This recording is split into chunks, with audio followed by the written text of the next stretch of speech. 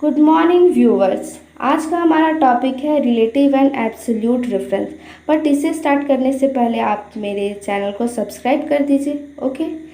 Cell referencing, the identification और address of cell in a formula is said as cell reference. बोला जा रहा है हम अगर किसी भी एड्रेस सेल का एड्रेस को पता करते हैं तो उसे बोला जा रहा है सेल रेफरेंसिंग। इसमें बहुत सारे इसके टाइप है। सबसे फर्स्ट है रिलेटिव रेफरेंसिंग। स्टूडेंट्स याद रखना, ये बहुत इंपॉर्टेंट टॉपिक है, ये एग्ज़ाम में आता है। रिलेटिव रेफरेंसिंग, एब्सोल्यूट रेफरेंसिंग जो अभी मैं बताने जा रही हूँ। ओके, तो सबसे फर्स्ट है क्या, relative referencing. Relative referencing is one of the type of cell referencing in Excel. It is the type of reference which changes when the same formula is copied to other cell or in any other worksheet. बोला जा रहा है कि relative referencing एक ऐसा referencing है जिसमें कि अगर हम लोग अगर वैल्यू को कॉपी करते हैं तो वो क्या होगा कि उसका वैल्यू चेंज होता है। जैसे कि यहाँ 10 और 20 है, तो 10 को और 20 को हमें जोड़ना है तो क्या लिखेंगे, is equal to sum A1 plus B2। ठीक है, A1 प्लस, जैसे कि देख सकते हैं A और 1, B और 1। तो जैसे ही हम लोग इंटर क्लिक करेंगे तो मेरे रिजल्ट आ जाएगा। तो हर एक में अगर फार्मूला अप्लाई करेंगे तब तो मेरा बहुत ज़्यादा टाइम में कंज्यूम हो जाएगा। तो हाँ, एक्सेल हमें एक ऐसा फीचर प्रोवाइड किया है जिसके हेल्प से हम लोग ड्रैग और ड्रॉप कर सकते हैं। जैसे ही आप इस बॉक्स के कॉर्नर में जाइएगा तो एक ऐसा सिंबल नज़र आएगा, ऐसा प्लस का साइन नज़र आएगा। ठीक है, जैसे ही आप इसमें क्लिक कीजिएगा और इसे क्या कीजिएगा, सेलेक्ट कीजिएगा जहाँ तक आपको चाहिए, तो आपका डेटा आ जाएगा सम करके 30 20 का जितना होगा वैल्यू। उसी तरह अगर आप उसमें क्लिक कीजिएगा तो आप देखिएगा कि उसका सेल एड्रेस भी अलग होगा। सेल एड्रेस इसके हिसाब से क्या सेल एड्रेस होना चाहिए, A2 होना चाहिए, क्योंकि हमें 30 को जोड़ना है और 20 को जोड़ना है। तो क्या होगा फॉर्मूला, A2 और B2 होगा, जैसा कि आप देख सकते हैं। तो अगर हम लोग कॉपी पेस्ट करते हैं तो ऐसा नहीं होता है कि A1 प्लस B1 ही आता है, नहीं। सेल के अकॉर्डिंग, मतलब एड्रेस रो कॉलम के अकॉर्डिंग ये चेंज होते रहता है। थोड़ा कन्फ्यूज़न हो रहा होगा, बट हम लोग इसे प्रैक्टिकल में देख लेते हैं और इजीली हमें समझ में आ जाएगा कि आखिरकार रिलेटिव रेफरेंसिंग बोलते किसे हैं। ओके, सबसे पहले हम लोग रिलेटिव रेफरेंसिंग देखते हैं। तो आप देख सकते हैं मैंने दो डेटा इंटर करके रखा है। एक में 1 2 3 लिखा हुआ और कुछ नंबर लिखा हुआ है, दूसरे में भी 1 2 लिखा हुआ और कुछ अलग नंबर लिखा हुआ है। तो मान लीजिए कि मुझे टोटल करना है 1 2 3, 250 650 और 800 को टोटल करना है। तो हम लोग क्या करते हैं कि हम लोग सबसे पहले क्या करते हैं कि फॉर्मूला अप्लाई करते हैं। तो हम लोग फार्मूला अप्लाई करने के लिए क्या करेंगे, जैसा कि मैंने बताया था कि सम फार्मूला कैसे अप्लाई किया जाता है। हर एक एक्सेल का फार्मूला क्या होता है, इज इक्वल टू से स्टार्ट होता है। तो हम लोग यहाँ भी क्या करेंगे कि इज इक्वल टू से स्टार्ट करेंगे। इज इक्वल टू लिखा हमने, उसके बाद सेल एड्रेस, सेल का एड्रेस देंगे। तो ये फर्स्ट 250 जिसमें लिखा हुआ क्या है, C6 है, तो मैंने 6 लिख दिया। उसके बाद प्लस साइन, ओके, तो उसके बाद प्लस साइन, कंफ्यूज नहीं होना, अगर सम भी लिख सकते हैं, प्लस भी लिखेंगे तो कंप्यूटर एक्सेप्ट कर लेगा। फिर प्लस, अब नेक्स्ट क्या है, C7 मतलब 650, तो C7 मैंने लिखा। फिर क्या है, C8 मैंने लिखा। तो जैसे ही मैंने इंटर किया तो ये मेरा क्या हो गया कि टोटल करके आ गया। ओके, तो ये मेरा टोटल होके आ गया। तो इसमें तो अभी कुछ क्लियर नहीं हुआ होगा, पर अभी मैं क्या करती हूँ, उसे कॉपी करती हूँ। ओके, और फिर मैं यहाँ पेस्ट करूँगी तो आपको डिफरेंस नज़र आएगा। मैंने कॉपी किया, फिर यहाँ पेस्ट किया, तो आप जैसे कि देख सकते हैं यहाँ 1700 नहीं आके 1812 आया है। ठीक है, तो ये है डिफरेंस। तो क्या डिफरेंस है, तो देखिए सेल का डिफरेंस है। मैंने यहाँ क्लिक किया था तो क्या मेरा C6 6 7 और C8 था। ठीक है, C6 plus C7 plus C8 था। और जब मैंने यहाँ पेस्ट किया तो कंप्यूटर ने आइडेंटिफाई किया कि 620 और 480 और 712 को जोड़ना है। और देख सकते हैं यहाँ इसका फॉर्मूला क्या है, H11। जैसे कि आप देख सकते हैं H11 में 620 है एड्रेस में, ठीक है, और H12 में 480 है और H13 में 712 है। तो इसी को बोला जा रहा है क्या, रिलेटिव रेफरेंस, जिसमें कि क्या होता है, अगर हम लोग कहीं भी कॉपी पेस्ट करते हैं कोई डेटा को तो उसके सेल के अकॉर्डिंग चेंज होता है। ऐसा नहीं है कि हम लोग 1700 कॉपी किए हैं तो 1700 ही कॉपी होगा। तो आप लोग यहाँ देख सकते हैं कि फार्मूला में क्या चेंजेस है, तो फार्मूला के अकॉर्डिंग वो चेंज हो गया।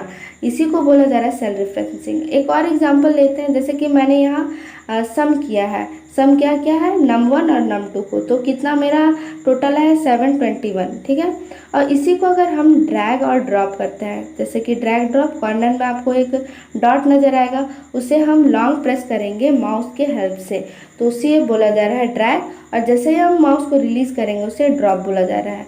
तो जैसे ही हम लोग ड्रैग ड्रॉप करेंगे तो सबका अलग अलग रिजल्ट आएगा। जैसे कि आप देख सकते हैं, अगर हम ड्रैग ड्रॉप किए तो देखिए सबका अलग अलग रिजल्ट आया, टोटल करके आया। ऐसा तो नहीं है कि 721 सब में कॉपी पेस्ट हुआ है।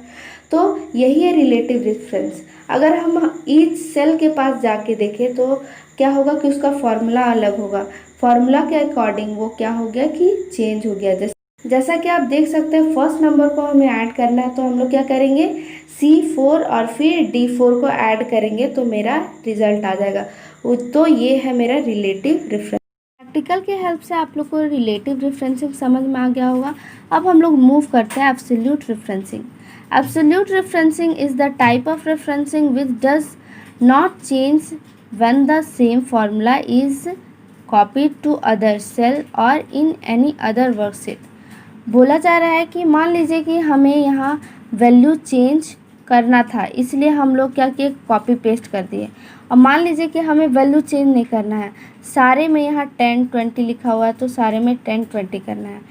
तो हम लोग अगर वैल्यू चेंज नहीं करना है तो उस केस में हम लोग एब्सोल्यूट रेफरेंसिंग का यूज़ करते हैं। डॉलर साइन, अगर हम किसी रॉ या कॉलम के आगे डॉलर साइन लगा देते हैं तो उसका वैल्यू चेंज नहीं होगा, ठीक है। एक एग्जांपल से हम लोग समझते हैं। जैसा कि आप देख सकते हैं, ये क्या है, रिजल्ट है। सबसे पहले क्या, मैक्सिमम मार्क्स इंग्लिश में 100 है, मैथ्स में 100 और साइंस में 100, ठीक है। Name of student, roll number और मार्क्स इंग्लिश, मैथ्स और साइंस का।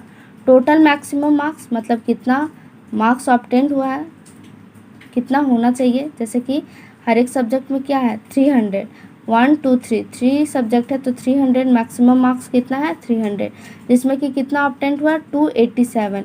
और अगर इसका परसेंटेज निकाला जाए तो 95% होगा।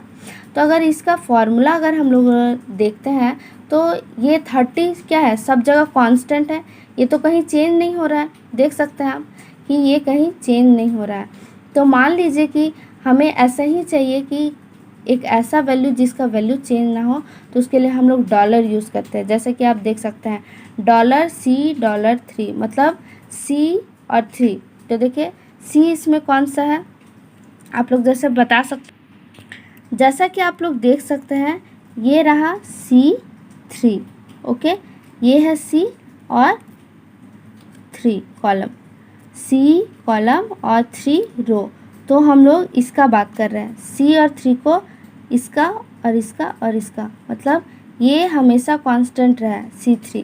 जैसे कि आप देख सकते हैं डॉलर साइन यूज़ किए हैं C के साथ, मतलब ये फिक्स रहेगा, कॉलम C फिक्स रहेगा और 3 भी फिक्स्ड रहेगा, नहीं चेंज होगा। जैसे कि हाँ क्या हो रहा था फर्स्ट वाले में, क्या हो रहा था, अगर हम लोग A1 को ड्रैग ड्रॉप कर रहे थे तो क्या हो रहा था कि A1 चेंज हो जा रहा था A2 में, फिर A3 में, सेल के अकॉर्डिंग चेंज हो जा रहा था, सेल एड्रेस के अकॉर्डिंग चेंज हो रहा था। पर एब्सोल्यूट में जैसे ही हम लोग डॉलर साइन यूज़ करते हैं तो सेल के अकॉर्डिंग ये चेंज नहीं होगा।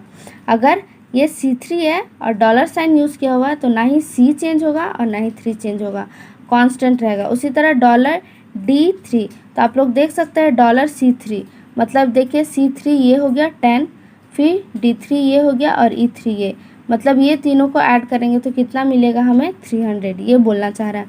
उसी तरह यहाँ भी ऐड होना चाहिए कि क्या ऐड होना चाहिए, C3 और D3 और E3।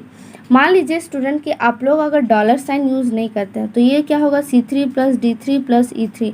तो नेक्स्ट टाइम अगर हमें वही ड्रैग ड्रॉप अगर करते हैं तो यहाँ क्या हो जाएगा, C3 के जगह क्या हो जाएगा C4 हो जाएगा, क्या हो जाएगा C4। तो देखिए मेरे पास C4 में क्या है, C4 में ये देख सकते हैं नल है, कुछ भी नहीं है, तो ये क्या 0 वैल्यू दे देगा, ठीक है। और जबकि हमको 0 नहीं चाहिए, 300 चाहिए, इसीलिए हम लोग क्या यूज़ किए हैं, डॉलर साइन यूज़ किए हैं, ताकि हम लोग को 300 ही मिले, सी का ही वैल्यू मिले, C3 का ही वैल्यू मिले, और D3 का ही वैल्यू मिले, और E3 का भी वैल्यू मिले। तो इसे हम प्रैक्टिकल से समझ लेते हैं, शायद प्रैक्टिकल से ज़्यादा क्लियर होगा आप लोग को। तो हम लोग सबसे पहले प्रैक्टिकल देखते हैं, ओके। अब हम लोग नेक्स्ट मूव करते हैं एब्सोल्यूट रेफरेंसिंग।